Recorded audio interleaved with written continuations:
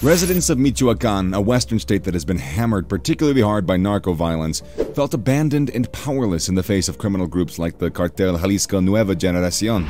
This cartel group seems to own powerful weapons and technologies like drones and explosives, and they're using them to cause harm and destruction to both people and the territory of Michoacan. Would you like to know more about it? Then, well, obviously, you clicked on the video with the title and all that. Stay tuned. Oh, but before we proceed, if you are yet to subscribe to the channel, now would be the best time to do so. Oh, also, don't forget to hit the bell icon so you don't miss any of our new videos. Oh, and yeah, thanks for doing that. Let's move on. Cartels have had strong dominance in Michoacan state. However, the situation has deteriorated in recent months due to a turf war between rival gangs. The CJNG is always close by. Drone strikes by this cartel gang are well known in the region, and air raids have become a frequent technique of showcasing firepower more akin to that of a professional army. The cartel lords eliminate any resistance and challenge federal authorities to respond, which they frequently refuse to do.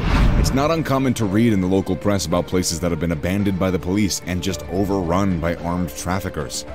Hundreds of self-defense groups have joined this explosive mix since the 1990s, fed up with what they see as institutional negligence. According to Romain Lecour, the coordinator of the think tank Mexico Evala security program, which conducted an in-depth investigation into the matter, ordinary residents chose to arm themselves to safeguard their neighborhoods against organized crime. And their numbers now range from 15,000 to 25,000 people. As a result, studies discovered that violent acts had actually increased. Massacres are carried out with complete impunity in Michoacan, a state with a population of fewer than 5 million people, but some of Mexico's worst crime figures are there. According to the local daily El Sol de Morelia, 7 persons were summarily executed on average per day, every day between January and October 2021, ending the life of 2,234 people. According to the government data, things are growing worse. 4,242 people have gone missing since 1964, with 952 of those cases occurring in the previous year alone. In a security vacuum where the state is afraid to enter, Michoacan's residents have been forced to get accustomed to the horrific violence. State buildings are burnt to the ground with Molotov cocktails, and bodies abandoned in ditches or hanging from bridges are just everywhere. Even a professional basketball player was kidnapped recently, only to be recovered alive and tied to a tree later. The Jalisco New Generation cartel is at the center of it all, with growing weaponry and no qualms about boasting about it and acting with complete impunity.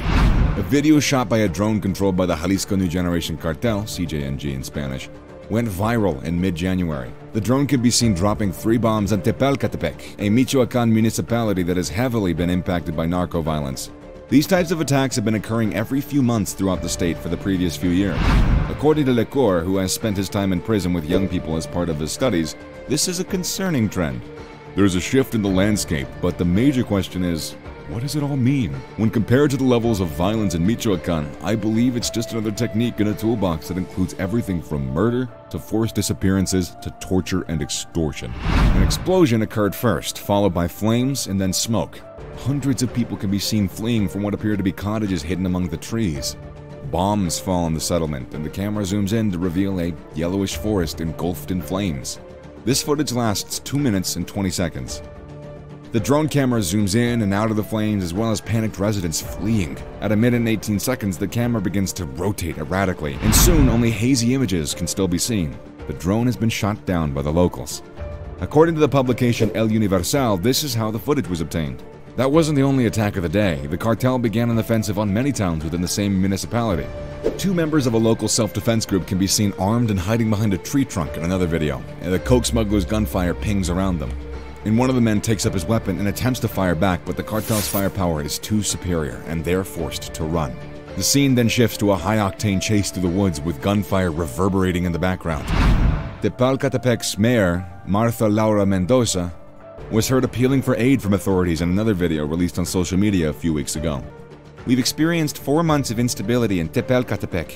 No one pays attention to us. Everything expressed so far is very beautiful, and hopefully it will come to pass. However, this is the only municipality in which more than 3,000 people have been relocated. According to the Secretary of Security and Civil Protection, Michoacan has the 3rd highest number of murders in Mexico in 2021, with 2,732 homicides.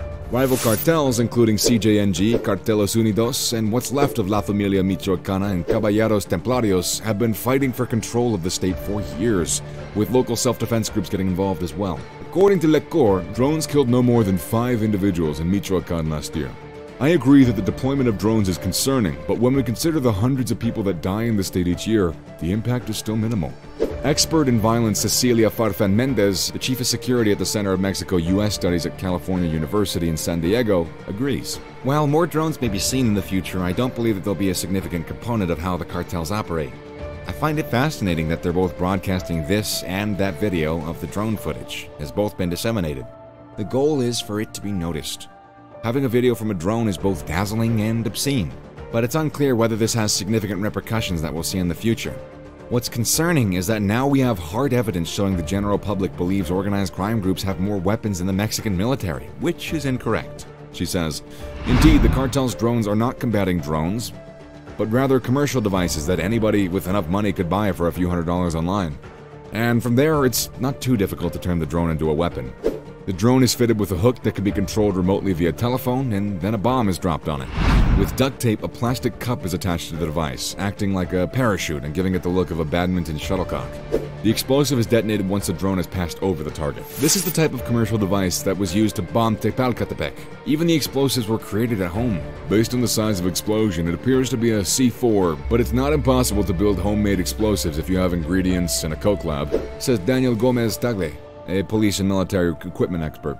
It's crucial to note that they're not something that just anyone could do. They are not uneducated hitmen. Knowing the formula is not the same as knowing how to manufacture them. These are individuals who have a basic understanding of physics and chemistry. These devices have become increasingly sophisticated over time, which is either as a result of testing or just a specialized design. Drone use has been well documented in Michoacan, but criminal gangs across Mexico have begun to employ machines as well.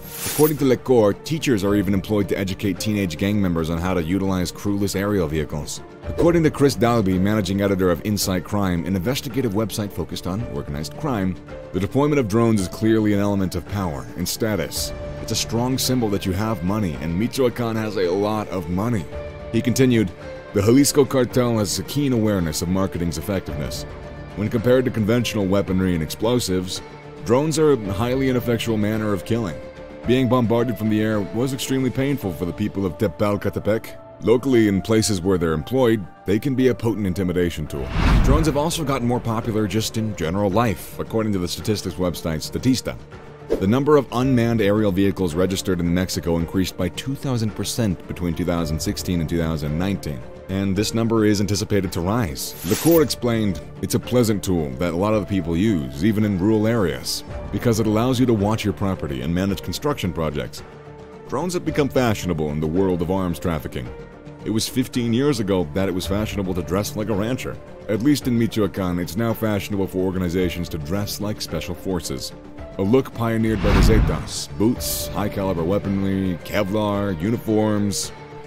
Drones have become a versatile tool for Mexico's narcos. They act as advertising and marketing, as well as a strategic, tactical, and military instrument, as shown on the attack on Tepalcatepec.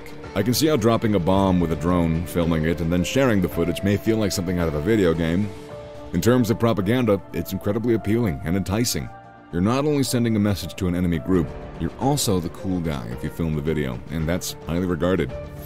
And that's it for today's video, guys. Thank you for staying tuned, staying educated, all that good stuff. And yeah, thanks for spending some time with me. I'm lonely. Make sure you like and subscribe to this channel so you never miss another video. Later.